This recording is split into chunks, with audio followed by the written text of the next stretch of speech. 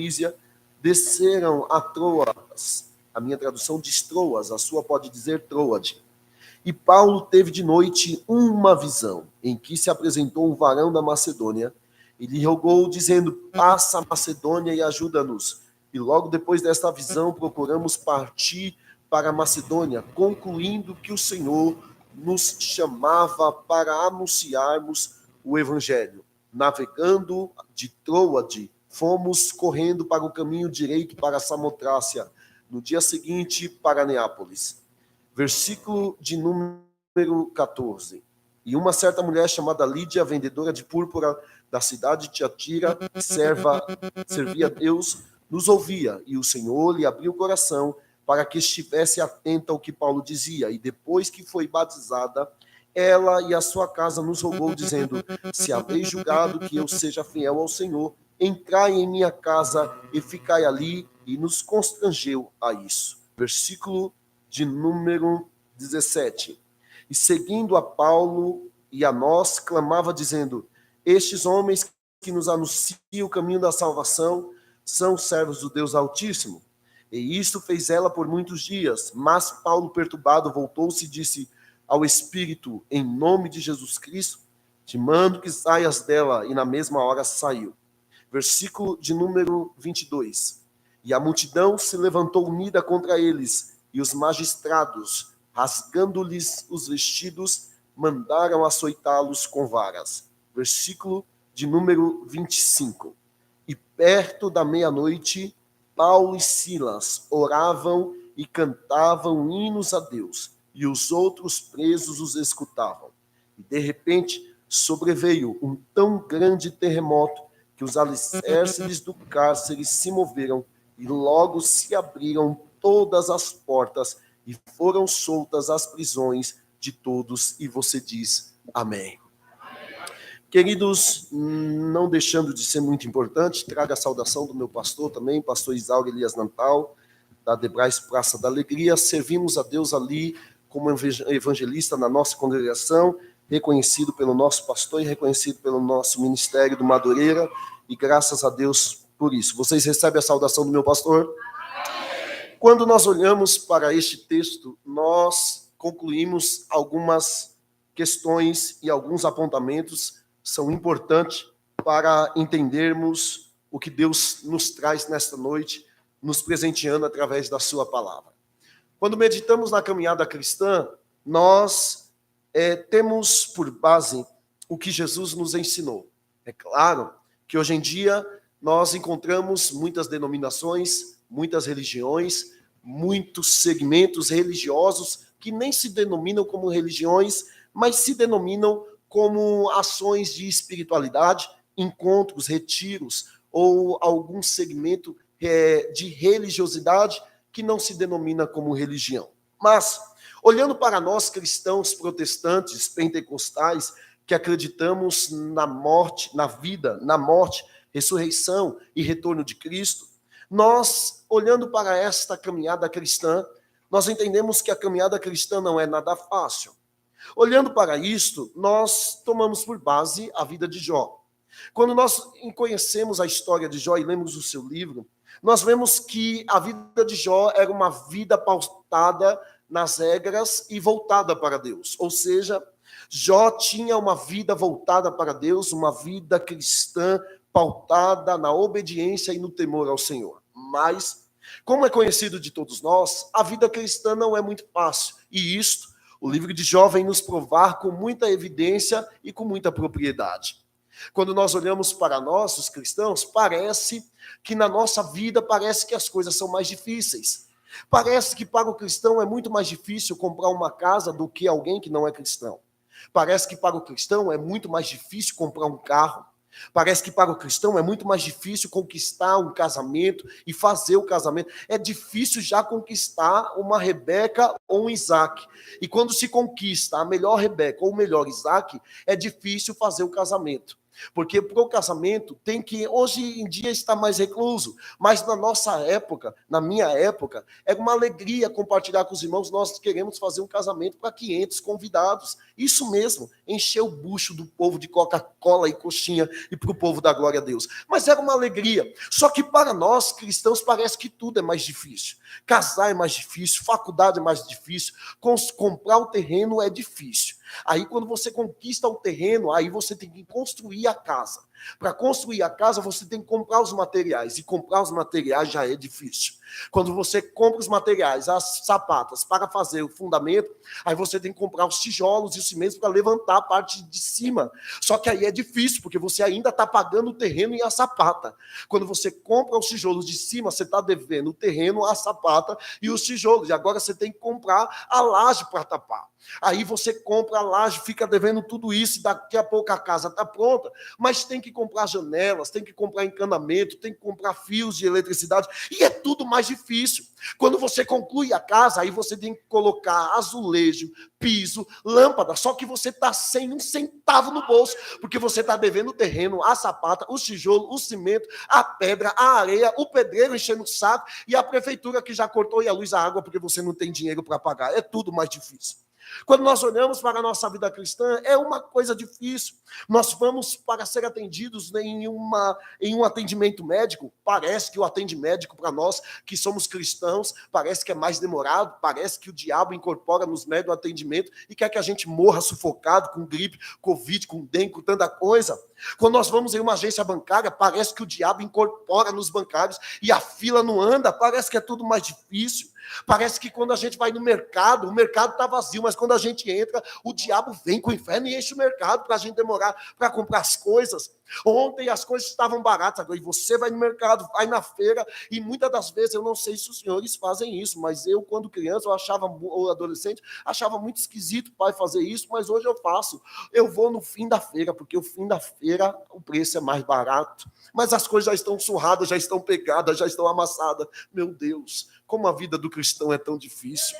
Parece que a nossa vida, meu Deus, para a gente conquistar as coisas, uma faculdade, os filhos dos ímpios, dos injustos, conquistam faculdade a rodo, entram na USP, entram na PUC, entram nas universidades melhores federais, e nós precisamos participar de bolsa disso, bolsa daquilo, bolsa família, bolsa parente, bolsa aderente, bolsa separação, bolsa invasão, bolsa de alguma coisa, para conquistar uma... Parece que tudo para nós que somos cristãos é mais difícil. E às vezes a gente até analisa e vai pensar, Senhor, será que eu estou em pecado para ter tanto impedimento? Irmãos, nem todos os impedimentos na vida do cristão é porque nós estamos em pecado. Haja vista, pecamos todos os dias inconscientemente, mas pecados desejados, diretos, que eu quero, eu posso evitá-los, porque eu sei que se eu andar por aquela vereda, vou pecar. Mas nem tudo é pecado, irmãos. Nós fomos gerados no pecado, mas redimidos pelo sangue de Jesus. Mas é difícil. O próprio Jesus mencionou isso.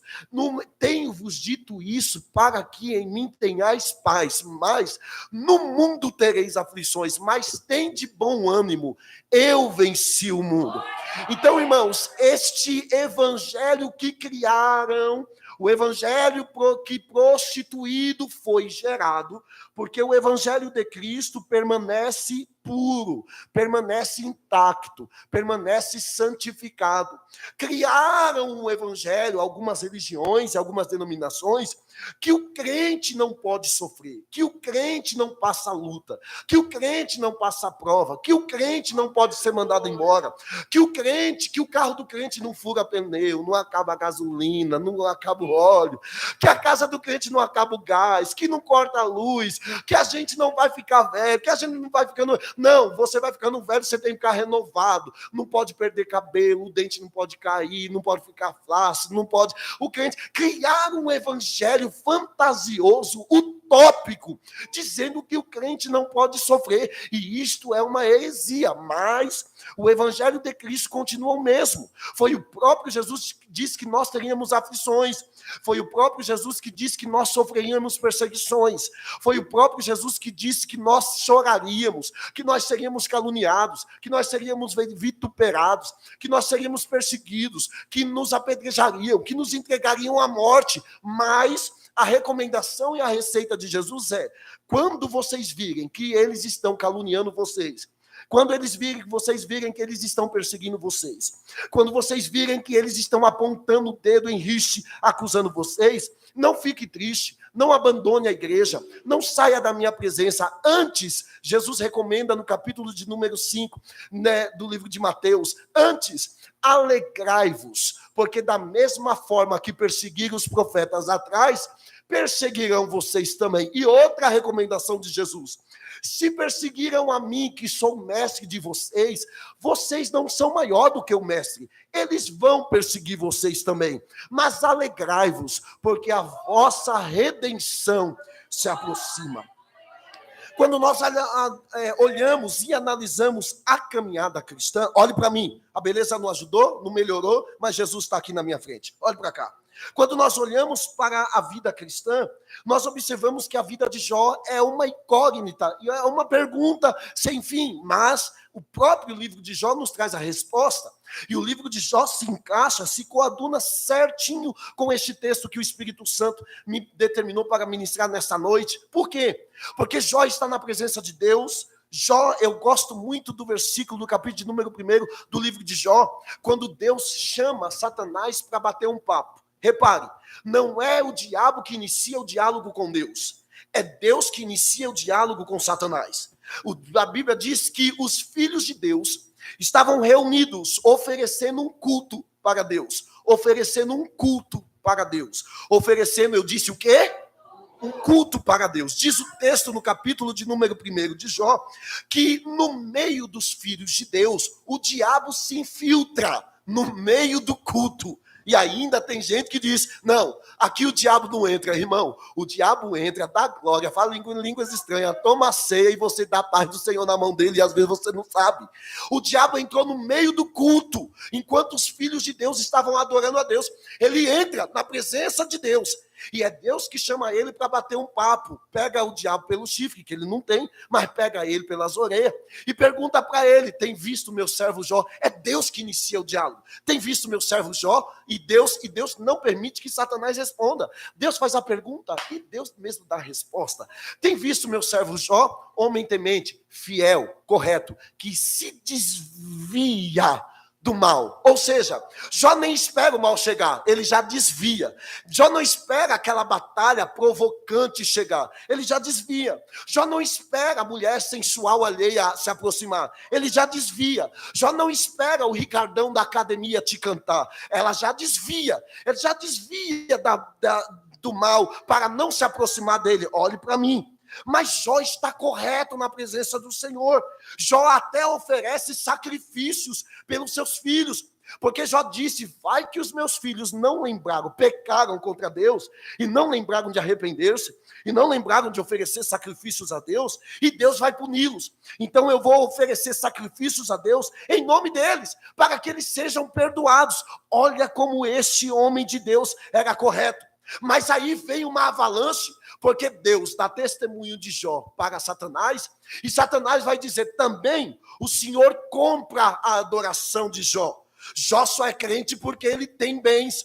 Jó só vai na igreja porque ele tem carro, porque ele tem casa, porque ele tem salário, porque ele é formado, porque ele tem uma boa roupa, porque ele tem um bom sapato. Aí Deus vai desafiar a Satanás: ai, meu filho, então toca nele, tira tudo que é externo dele, e você vai ver se ele me adora ou se ele me nega. Só que Satanás sabe que Deus é tão poderoso que Satanás não aceita nem tocar em Jó. Aí Satanás transfere a responsabilidade: toca o Senhor nele e tira as coisas dele. Pois bem, Deus determina isso. Jó perde tudo que é externo.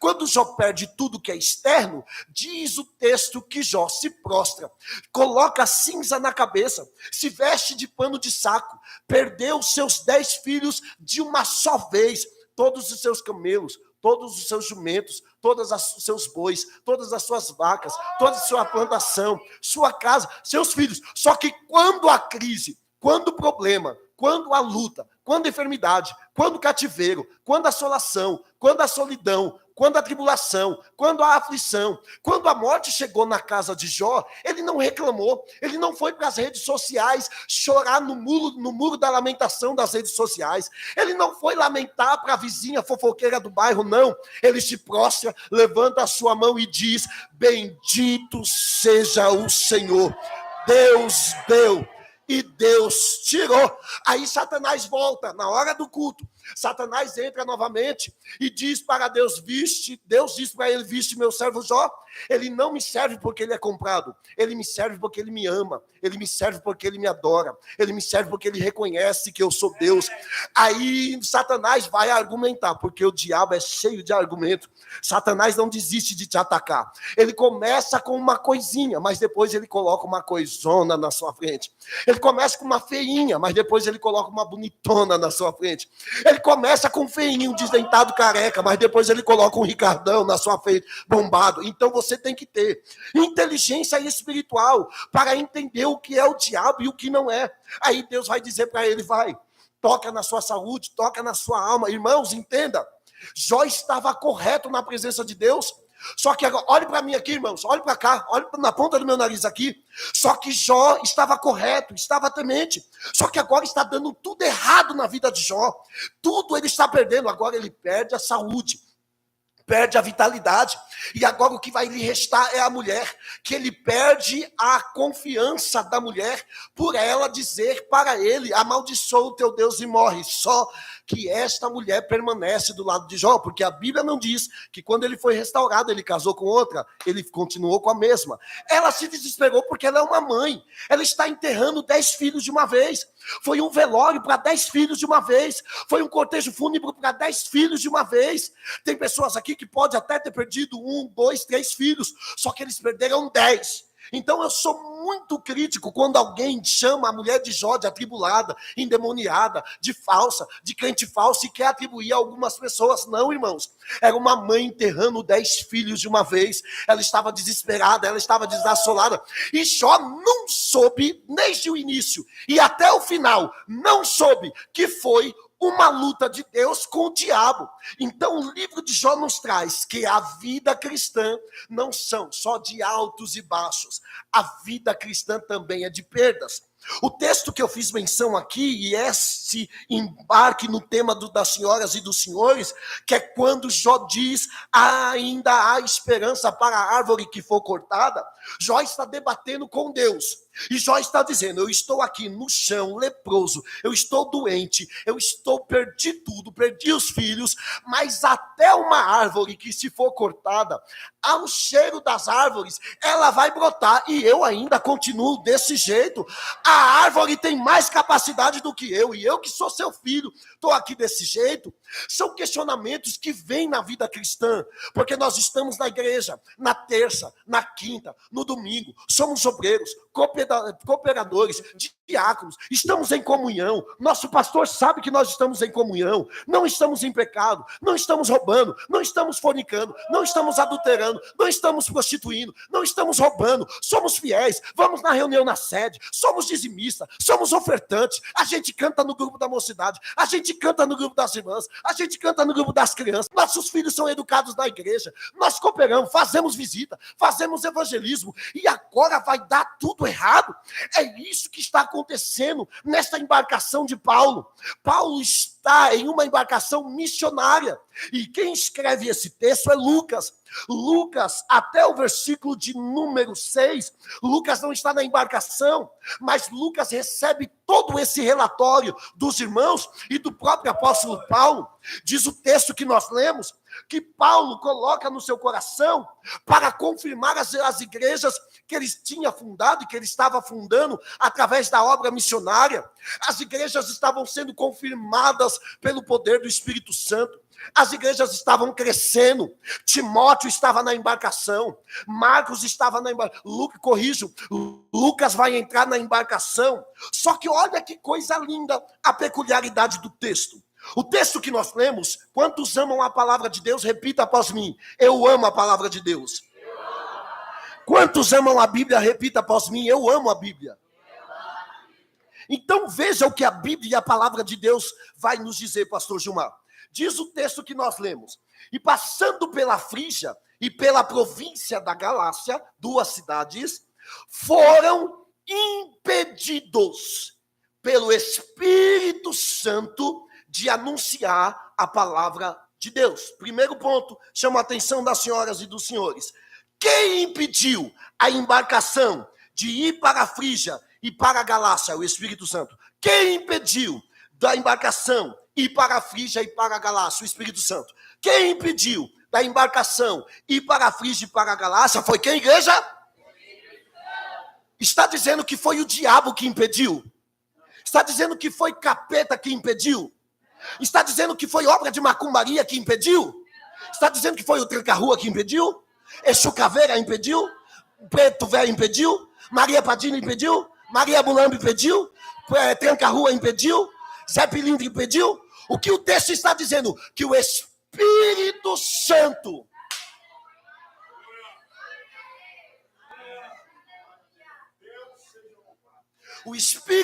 está dizendo a embarcação missionária. Não era uma embarcação devassa. Eles não estavam indo para o pancadão. Eles não estavam indo para a bodega. Nós falamos bodega. Alguém sabe o que é bodega aqui?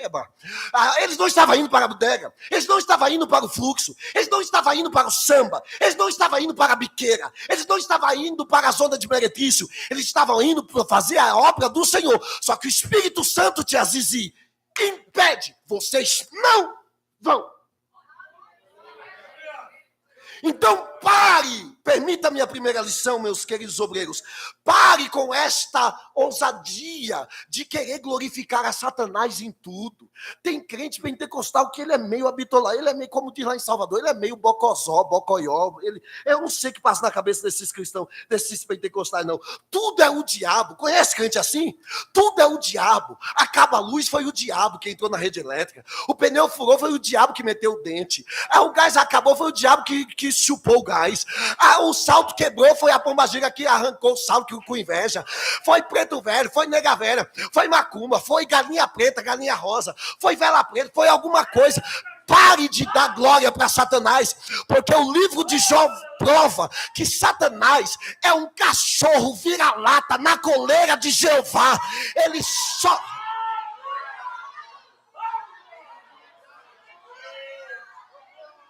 O diabo só vai até onde Deus permitir.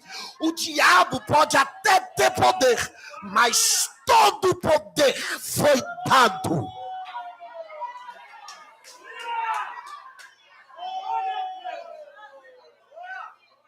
Pare com isso. A escova enrolou, foi o cão que choveu na minha escova. O cabelo não deu certo, o gel tem capeta no gel. Pare com esse negócio. Só acontece coisa na vida do cristão permitida por Deus. É o Espírito Santo que impediu. Quantos amam a Bíblia? Diga: eu amo a Bíblia. Quantos amam a palavra de Deus? Diga: eu amo a palavra de Deus. Olha o que continua dizendo, minha amiga Juliana, a palavra de Deus. Olha o que continua dizendo o tio João Cecílio, a palavra de Deus. E chegaram em mim, obviamente, quantos estão me ouvindo ainda, diga: eu estou. Obviamente, se o Espírito Santo impediu da embarcação missionária ir para a Frígia e ir para a Galácia, obviamente o Espírito Santo deu outra direção.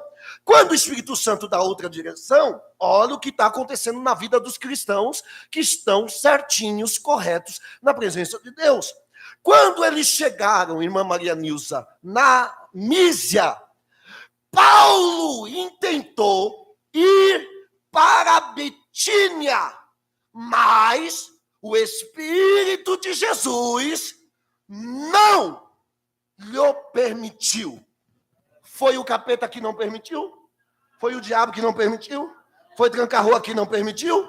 Está escrito no texto que foi o Espírito de Jesus que não permitiu. Agora, olha o nó que isso deu na minha cabeça, e graças ao Espírito Santo que ele existe para nós entendermos a palavra. Como é que eu estou na presença de Deus? Como é, Letícia, que eu estou fiel na presença de Deus? Como é que eu estou como cooperador na obra de Deus? Como é que eu estou certinho com a minha esposa na presença de Deus? Como é que eu estou em fiel com a minha comunidade, com a sociedade, com os meus impostos, certinho na presença de Deus? E agora eu estou fazendo a obra do Senhor, e o Espírito de Deus chega para mim e diz: não, você não vai nem para a Frígia, nem para a Galácia fazer a minha obra. Mas quem mandou fazer a obra foi o Senhor. Mas você não vai para a Frígia e não vai para a Galácia. Tá certo. E para onde que eu vou? Vai para Mísia. Quando chegar em Mísia lá, eu falo o que você vai fazer. Cheguei em Mísia. Agora, Senhor, eu quero ir para Bitínia. Aí o Senhor chega e fala: não, você não vai para Bitínia. O Espírito de Jesus não deixou ele ir para Bitínia. E tendo passado por Mísia, desceu para a cidade de Drode. Agora, dá um nó na nossa cabeça. Como que nós estamos certos na presença de Deus, e Deus chega para mim e fala: não!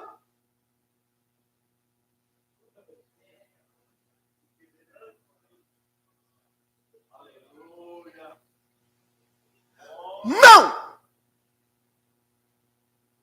Se alguém faltou hoje no culto, ou não veio por algum motivo especial e relevante, e perguntar ao senhor e à senhora, e perguntar: o que Deus falou para você na festividade? Você vai dizer para ele: não!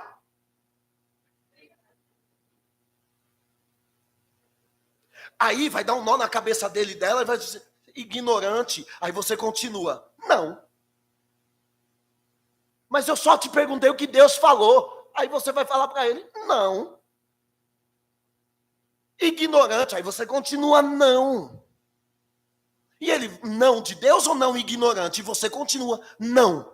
Porque a resposta de Deus para nós nessa festividade hoje é não. Aí um evangelho prostituído criado aí por algumas denominações diz que Deus é o seu mordomo. Que Deus tem que fazer o que você quer. Que você é o centro do coração de Deus. Que você é igual a Jesus Cristo. Evangelhos podres, lixos, prostituídos, oriundos em um ventre satânico, que querem corromper a palavra genuína. E a palavra de Deus para você hoje é não. Você não viajou porque Deus não quis. Você não fez o empréstimo porque Deus não quis. Você não mudou de casa porque Deus não quis. Não era o tempo de trocar de carro. Não é o tempo de sair da igreja. Não é do tempo de sair da cidade. Não é o tempo de deixar onde você está. Por quê? Porque Deus tem um propósito para você.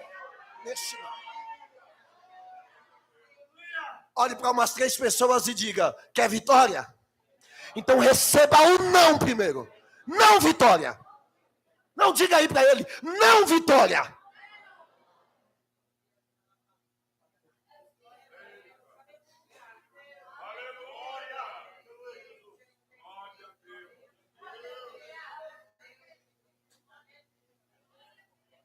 Mas Deus tem que, se Deus não fizer, eu coloco ele na parede. João 20:19. E estando os discípulos aprisionados dentro da casa, com portas trancafiadas, Jesus ultrapassou a parede e se pôs no meio. E disse: Pai seja convosco. Se pôs Jesus na parede, ele atravessa a parede.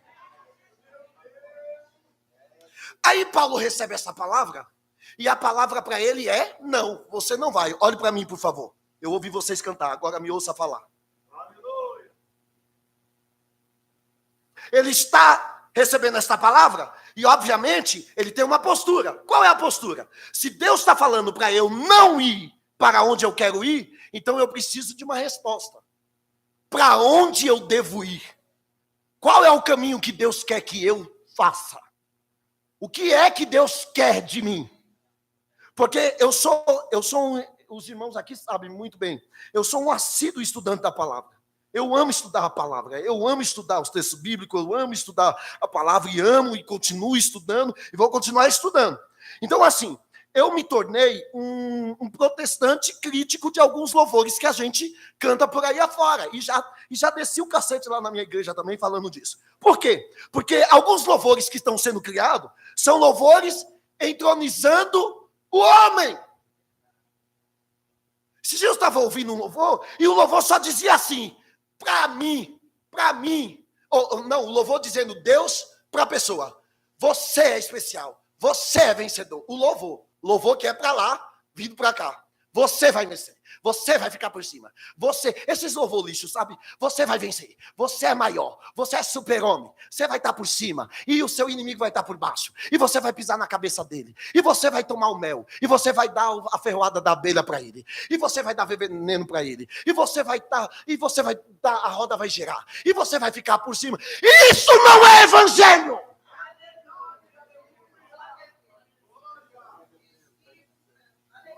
O evangelho de Cristo não diz que você vai ficar por cima e pisar no seu inimigo embaixo. O evangelho de Cristo diz: alegrai-vos com quem se alegra e chora com quem chora.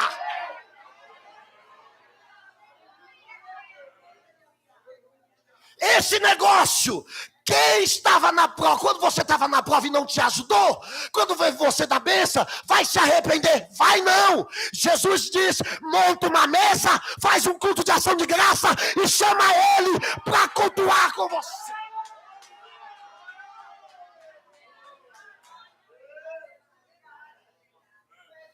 Sabe por que Deus não te deu uma casa mobiliada? Porque você não vai chamar nenhum de nós para comer um arroz, feijão, ou uma rapadura, ou um beiju, ou uma rapada, ou uma buchada lá.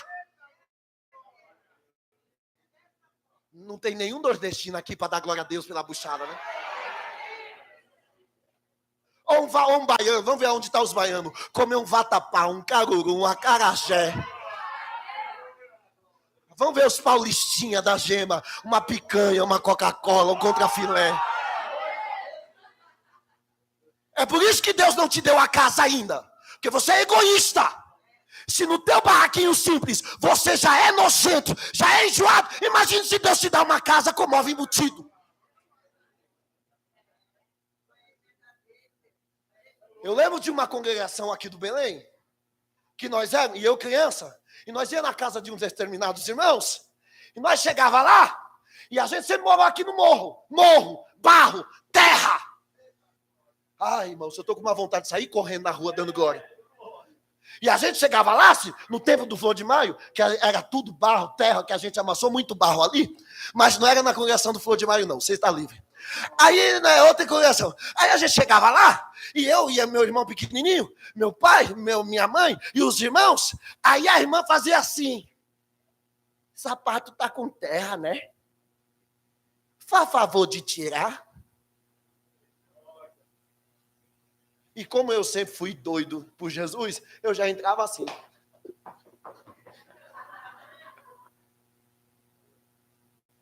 Por quê?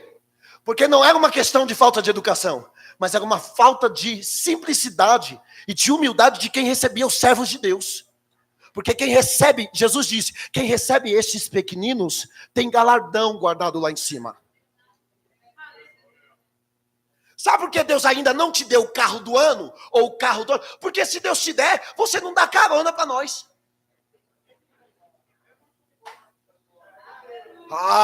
Eu não vim aqui dar chave para ninguém, porque eu não sou dono de imobiliária nem de concessionária. Eu trouxe hoje aqui, irmãos, uma chave de fenda para você se estreitar e aprender a ser crente direito. Para que carro do ano? Tu passa por nós, joga lama em nós e não dá carona. Valoriza mais o carro do que a mulher que te ama. Nós conhecemos um cabra assim. Valorizou tanto carro, Deus levou a mulher, agora está sem carro. Está sem família, sem filho, sem ninguém. Aí Paulo toma a postura, qual postura? Se não é para eu descer, para onde eu vou? Aí o Espírito Santo encaminha ele para Troade. E em Troade, de madrugada, quando ele está deitado, olha, Deus disse quantos não para Paulo? Quantos não para Paulo? Por causa da postura de Paulo, em ouvir e se portar já que o Senhor não quer que eu vá, eu não vou. Fale comigo para onde eu tenho que ir. Porque tem gente que aceita Jesus e esquece que a partir do momento que você aceitou Jesus, você não manda mais no seu nariz. É só uma verdade? Mas vamos igual o pastor Natalício ensinou. A ovelha, quando ela não berra, é que ela está comendo capim. Então, vamos lá. Quando você aceita Jesus, Gálatas 2:20 diz, não vivo mais eu, mas Cristo vive. Aí completa o versículo 1 que diz, e a vida que agora vivo, vivo-a na fé do Filho de Deus. Então eu não decido mais as minhas escolhas. Você não casa com quem você quer. Você casa com quem Deus quer. Não acredito nisso. Então, irmão, olha, casa com as desgranhentas que tá por aí. Porque Deus não tem desgranhenta para você. Deus tem Rebeca, mulher de Deus. Os homens nem para dar glória. Tá ruim. Vamos para as mulheres. Deus não tem um Ricardão todo cheio de bíceps, tríceps, para dar um murro na tua fuça. Porque é para isso que Deus pode até te dar um magrinho, franzininho, mas um homem trabalhador que te respeita, que te ama. Dá glória, mulherada!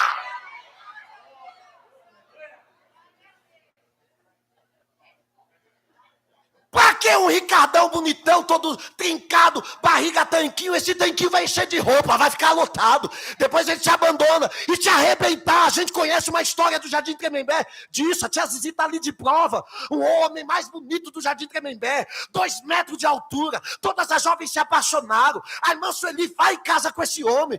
A irmã Sueli apanhou do primeiro dia da lua de mel até depois de 20 anos de casada. A irmã Sueli teve todos os seus filhos dentro da cadeia do Romão Gomes. Por quê? Bonito, tríceps, bíceps, quadrúpede. Aí minha mãezinha, neguinha, baixinha, cabelinho duro, viu o barrigudinho do irmão Moisés, casou, tá feliz, com os filhos na igreja, filho sobreiro. Aí a tia Darcy viu o João Cecílio, meio doidinho. Aí Jesus salvou João Cecílio, batizou ele com o Espírito Santo, encheu ele de graça, e hoje é pastor no...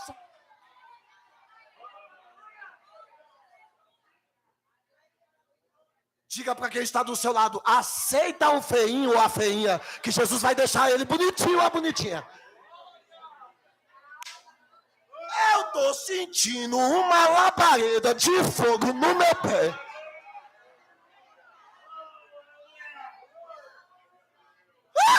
Levante a sua mão e adore a Deus, porque está descendo uma graça. 30 segundos adorando ao Senhor, vai. Aprenda com o não de Deus. Era para você ter ido pro churrasco e Deus diz, não vai pro churrasco, vai pra igreja. Era para você ter ido pro shopping e Deus está dizendo, não vai pro shopping, vai pra igreja. Era para você ter ido fumar e Deus diz, não vai fumar não, vai pra igreja. Se prepare, Deus vai te entregar algo grande nesta noite.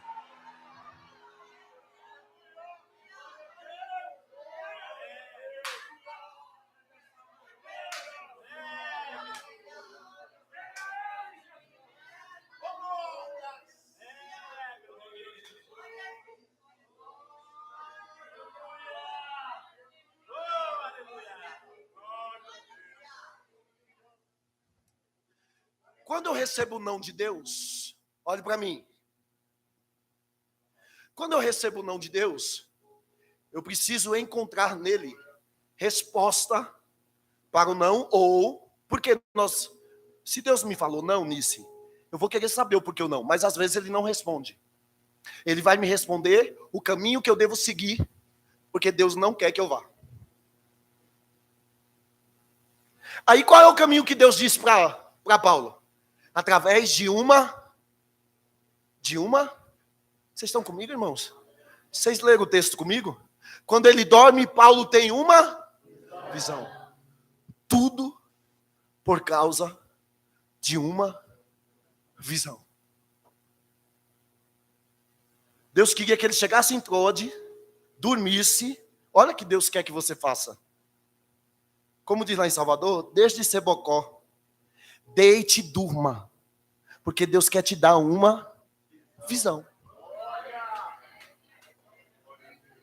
Aleluias. E desta visão, irmã Beth, vai ter um caminho que você tem que seguir. Porque você não sabe se fecha essa sociedade ou não. Você não sabe se processa eles ou não.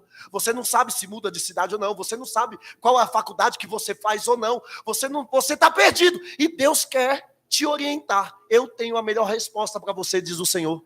Deita e dorme, porque eu vou te dar uma visão. Meu Deus. Irmão, tem gente chorando com uma palavra pesada como essa, sabia? Eu sempre soube a faculdade que eu queria fazer. Eu sempre soube a faculdade que eu queria fazer. Sempre. Sempre foi direito. Sempre me vi vestido de terno. Sempre me vi de... Amo social. Amo social. Tem algumas igrejas que está liberado já não pregar mais de social e pregar de tênis. Eu também vou pregar nas igrejas da parede preta. Eu vou de tênis, mas eu amo terno. Não me diga para abolir o terno, porque eu amo terno. Eu amo gravata, eu amo social. Amo vestir de traje forense. Então eu sempre amei o direito. Aí quando foi para entrar na faculdade, eu já volto para... Na verdade eu estou na mensagem. Quando foi para entrar na faculdade, a minha esposa entrou primeiro, ela fez o vestibular, passou. Eu fiz a mesma prova. Ela passou e eu não. E eu, Deus, a menina passou e eu não vou passar. Quando foi um mês depois, eu fiz a mesma prova de novo, passei, entrei. Passaram-se 5 anos. E no estudo, Tia Darcy acompanhou bem, o estudo, o cabelo caiu, fiquei careca de tanto estudar.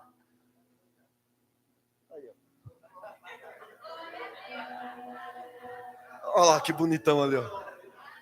Todo careca é inteligente, irmão. Ou calvinho mesmo.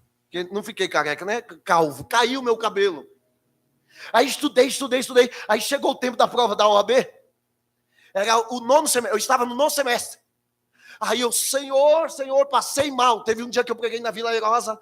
Saí da pregação da igreja do pastor Fernando. Quando eu cheguei em casa, peguei o prato de janta. Eu estava estudando há 10 meses consecutivos, todos os dias. Eu dormia 2 horas por dia. Isso, recebe, mocidade, essa palavra em nome de Jesus.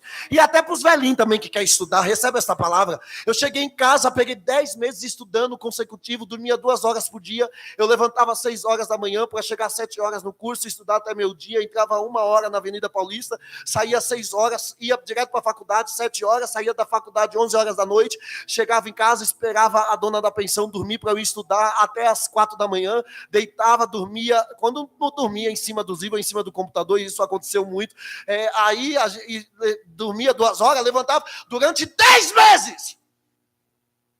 Quando chegou o dia da prova da OAB, mãe estava muito mal, tinha acabado de sofrer um derrame, não é o hemorrágico, é o AVC isquêmico, o AVC isquêmico. Mãe tinha acabado de sofrer e estava com uma dor no nervo que foi atrofiado pelo derrame. E no dia da prova da OAB eu acordei, ela estava com muita dor, gemendo de dor, não tinha posição. E aquela prova, só que antes de acordar, se você não der um glória, eu vou te processar. Antes de acordar, eu dormi, óbvio, né? Eu dormi. E quando eu dormi, eu sonhei, Letícia, fazendo a prova da OAB. Eita. Só vai crer, irmã, quem foi doido por Jesus aqui e quem está entendendo o não de Deus para você. Josilene, eu fui fazer a prova da OAB. Aí eu sonhando, tia Zizi, fazendo a prova. Aí eu abri. Quem está estudando direito aqui vai saber o que eu vou falar. Mas eu explico para os senhores para não ficar aí brisando. Aí eu abri o caderno, que é um caderno que você abre. Aí estava assim, o exercício era assim. O juiz da segunda... Eu estou dentro da palavra, do não de Deus, para você entender a direção de Deus. Porque Deus quer te dar uma visão. Você recebe isso? Vocês estão entendendo? Estão acompanhando o raciocínio comigo? Aí eu abri no sonho, tia Darcy. No sonho estava assim. O desembargador da segunda instância, um desembargador, pegou o caso da Dona Maria. E esse um desembargador, lá da segunda instância, decidiu por ele mesmo negar a causa da Dona Maria. Qual é a solução que você dá para esse... No sonho.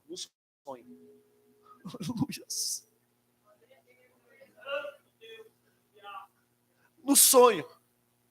E a resposta era: eu preciso colocar um recurso na mão desse desembargador, falando que eu não concordo com ele, e que ele precisa levar para os outros dois, porque na segunda instância são 3.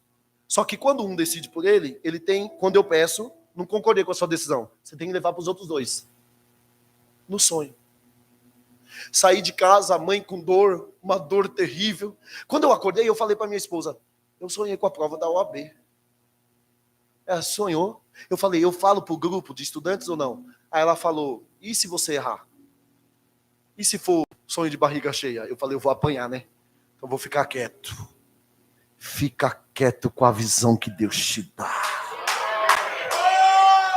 Não é medo de superstição, não, porque macumbaria, olho gordo, olho magro, olho raquítico, seca pimenteira, não pega em crente. Mas é porque tem coisas que ninguém precisa saber, mano.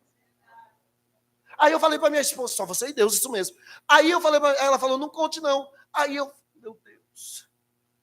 Aí eu fui para a prova, mãe mal, cheguei, abri o caderno. Quando eu abri o caderno, causa da segunda instância, um desembargador pegou o caso da Dona Maria,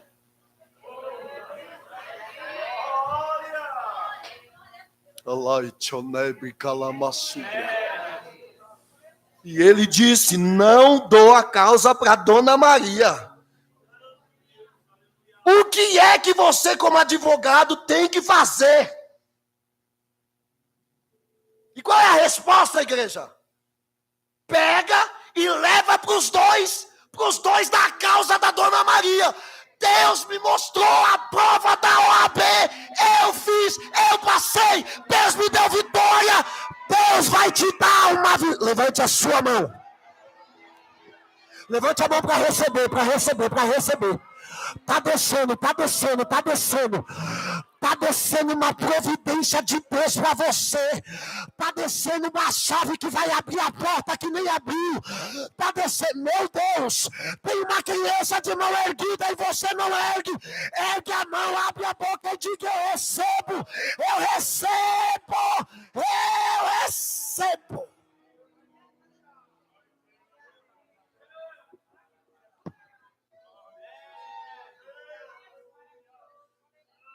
Tudo por causa de uma visão. Quando ele aceita o não de Deus, Deus revela para ele o querer, por que do não. Porque quando você aprender a aceitar o não de Deus, Deus vai começar a conversar com você como se conversa com um amigo. Porque Deus não tem obrigação de te explicar o porquê das coisas que Ele faz. Mas quando você se porta como servo obediente, Ele te explica. Não porque Ele é obrigado, mas é porque Ele te ama. Paulo, sabe por que eu não deixei você ir para a Frígia, para a Galácia? Porque eu tenho Filipos. Pega a embarcação, agora Lucas já está no barco. Aí Lucas vai dizer: e fomos. E Lucas diz: e fomos, atravessamos a Macedônia e chegamos na cidade de... Vocês estão comigo ainda? Eu já vou encerrar agora. Chegamos na cidade de... Quando eles chegam na cidade de Filipos, Paulo está imaginando que não tem ninguém crente lá. Só que quando ele chega lá, Cleison, já tem um grupo do círculo de oração. Como eu amo o círculo de oração. E o grupo do círculo de oração, todo dia se reunia na beira da... Oh, glória! Na beira da praia. Tem uma criancinha ali que ela está erguendo a mão toda hora para dar glória. E você não deu um glória ainda.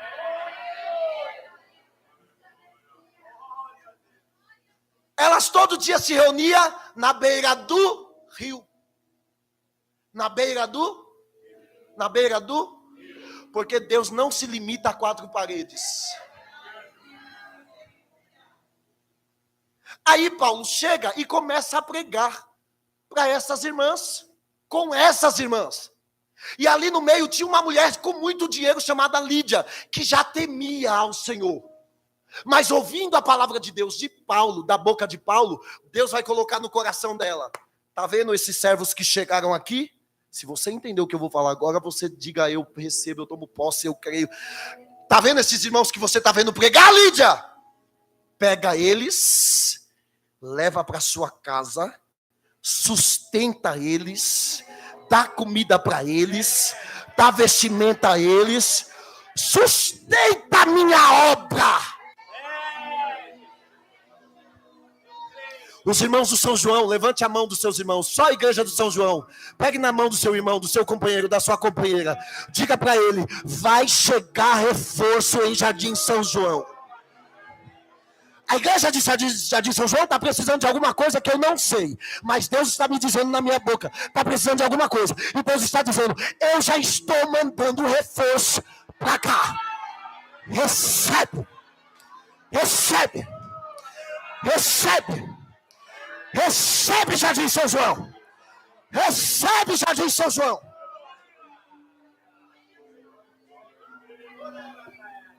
Só que aí, Paulo, e eu já estou encerrando. Se eu fosse você, eu já estava lá, tocando.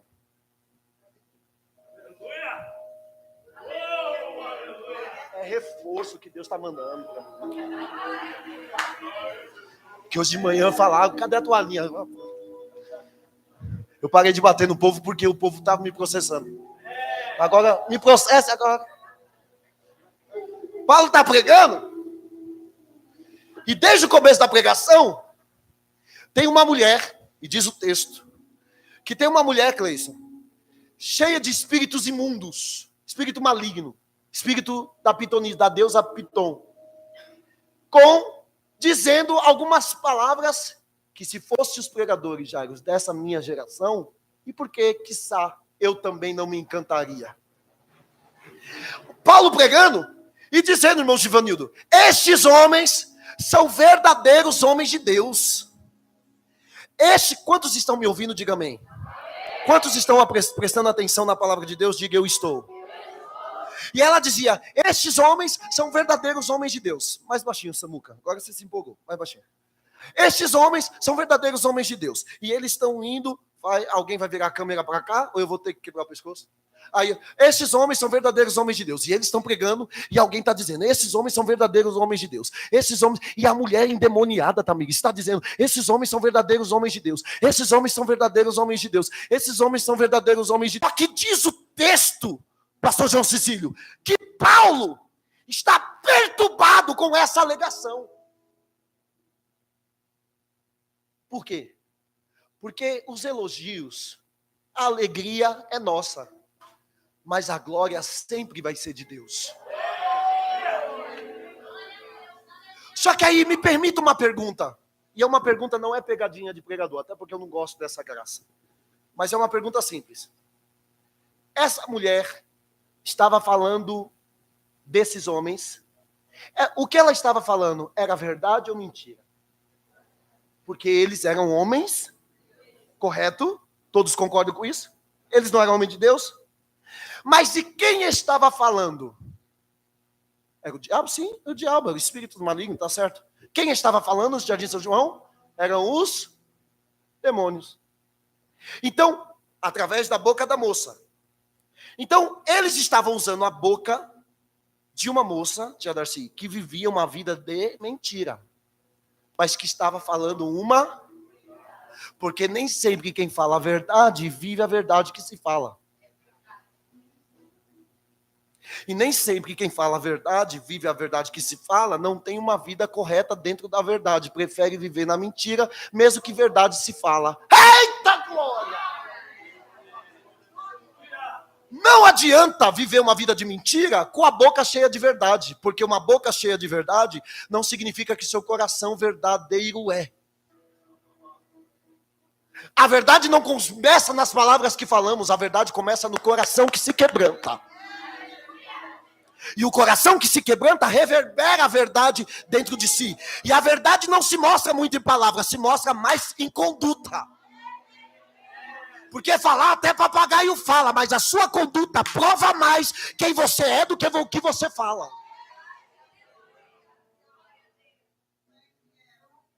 Paulo perturbou-se. Aí virou para a mulher e disse: sai! Se fosse o Espírito de Deus, tinha saído. Quando ele disse: sai, sai. E a mulher, eu imagino, né? Com experiência nossa, com demônios, né? A mulher, esses são verdadeiros homens de Deus. Esses são verdadeiros homens de Deus. Esses são verdadeiros homens de Deus. Aí quando Paulo sai, a mulher se endireita. Liberta.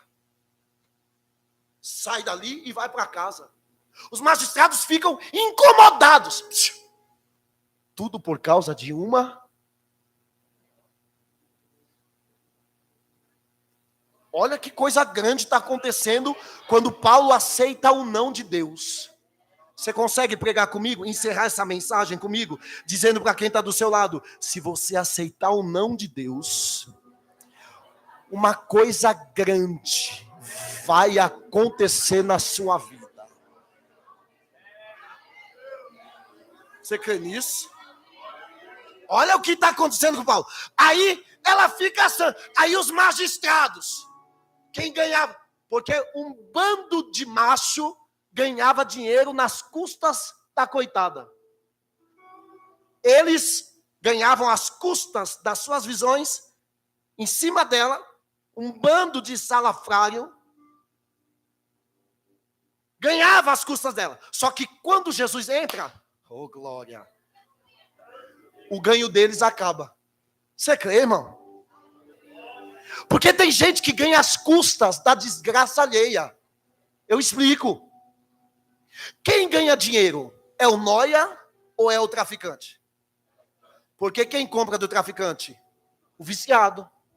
Só que o traficante não usa, mas ele usa o dinheiro do coitado que está na desgraça da droga. Sim ou não? Quem ganha dinheiro? O alcoólatra ou o dono da bodega? O dono da bodega, do bar. Falar para os jovens, né? Bar, porque eles não sabem o que é bodega. Então, do bar. Então, por quê? Porque o alcoólatra vai comprar cachaça todo dia. Só que o dono do bar está gastando o dinheiro do alcoólatra que está comprando. Quem ganha dinheiro? O cafetão ou a meretriz? Quem ganha mais dinheiro? O dono do prostíbulo ou a meretriz? O dono do prostíbulo. Mas se aproveita da desgraça da vida da moça que está se prostituindo. Aí Jesus chega em Filipos por causa de uma visão. Porque Paulo entendeu não, chega, liberta a moça e acaba com o lucro de quem está lucrando com a desgraça alheia. Jesus está dizendo: eu vou entrar naquela biqueira, eu vou fechar aquele bar.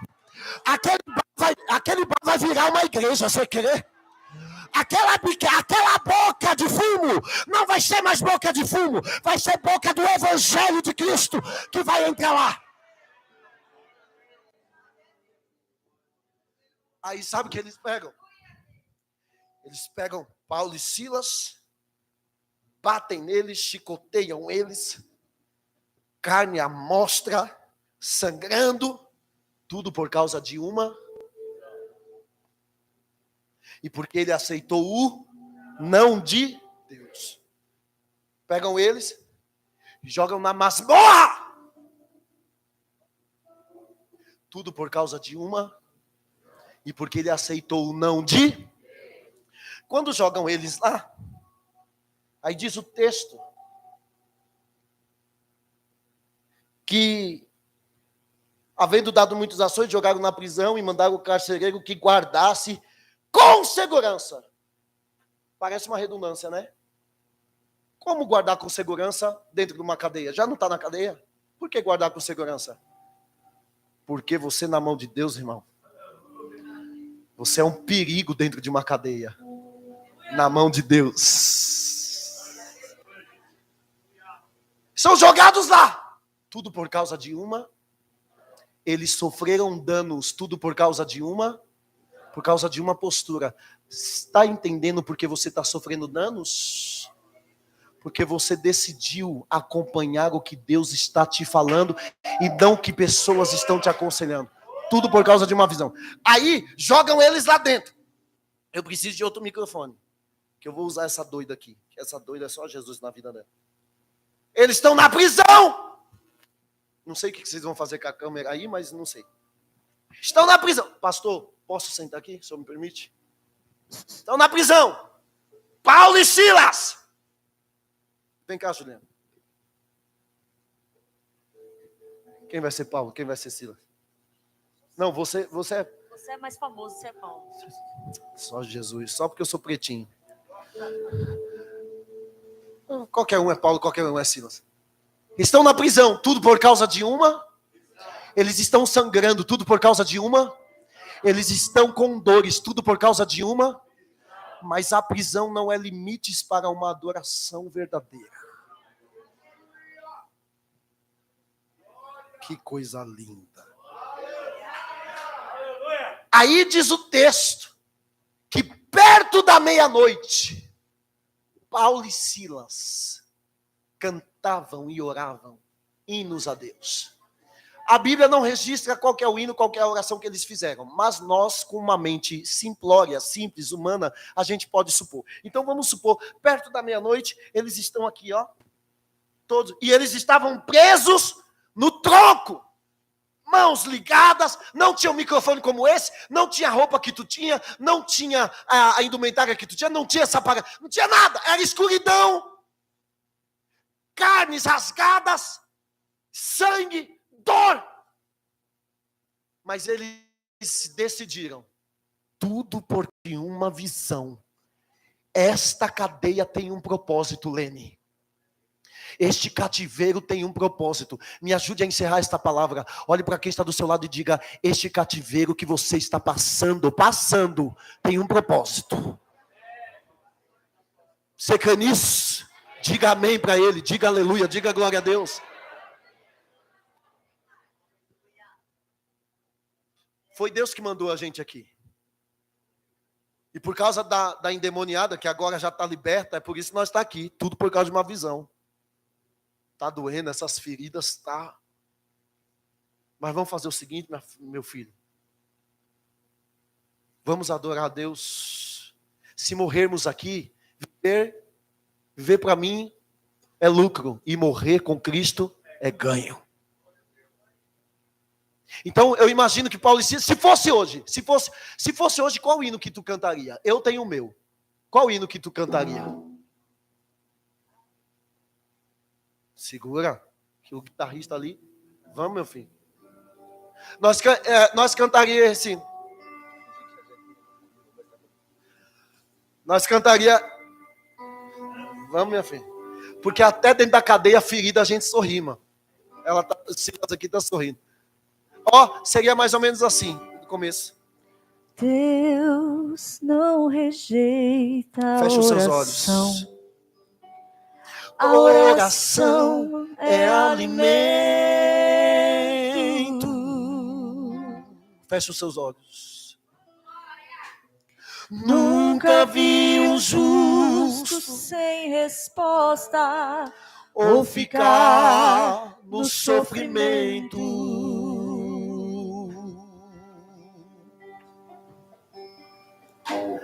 Basta somente esperar o que Deus irá fazer.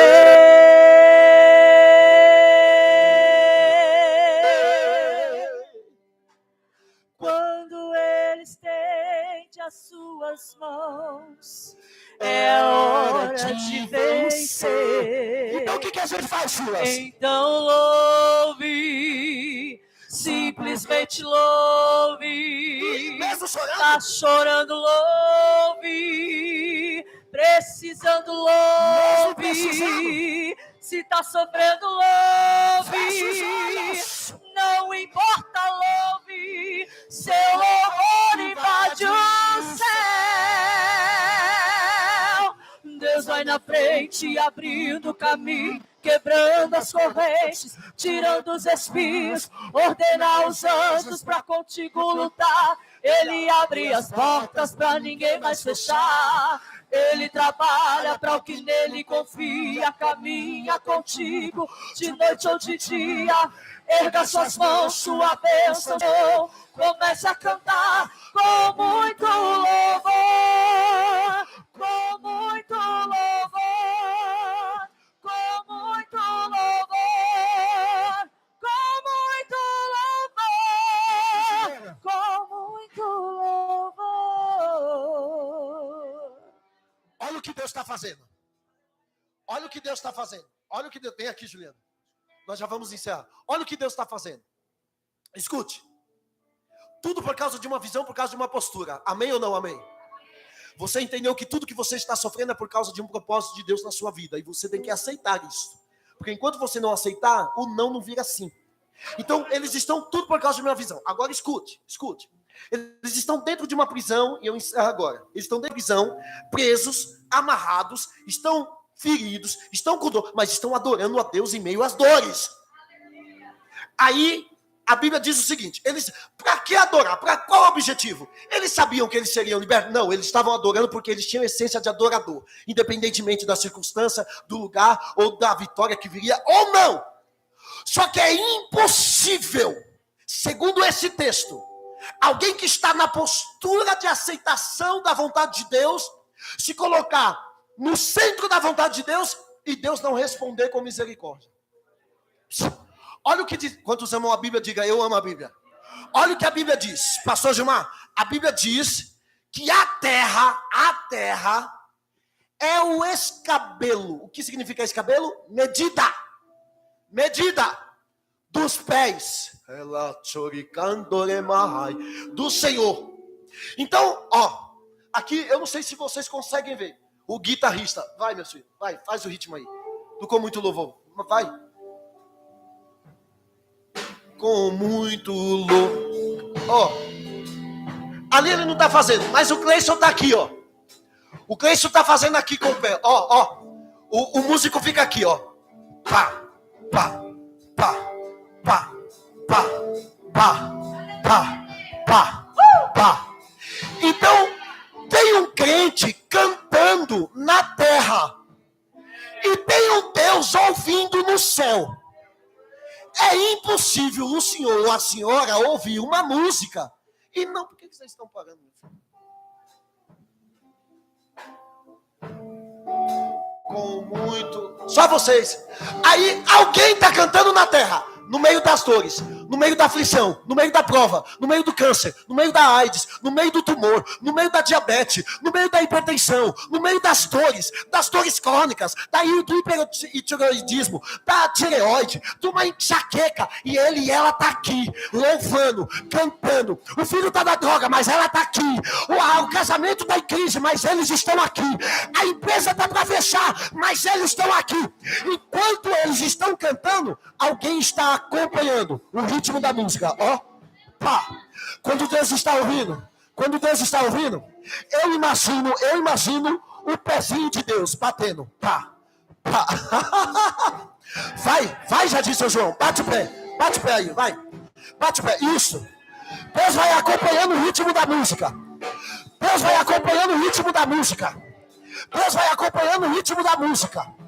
Deus vai acompanhando o ritmo da música. Deus vai acompanhando o ritmo da música. Deus vai acompanhando o ritmo da música. A Bíblia diz que a terra é a medida dos pés de papai. Então, quando o papai começa a pisar, pá, pá, pá, pá, pá, tem crente louvando, tem crente adorando, tem crente louvando, tem crente adorando, tem crente louvando, tem crente adorando, tem crente louvando, tem crente adorando. Deus vai na frente e abrindo, quebrando as correntes, tirando os espinhos, ordena os anjos para contigo lutar. Ele abre as portas para ninguém mais fechar. Ele trabalha para o que nele confia, caminha contigo de noite ou de dia. Erga suas mãos, sua bênção chegou. Comece a cantar,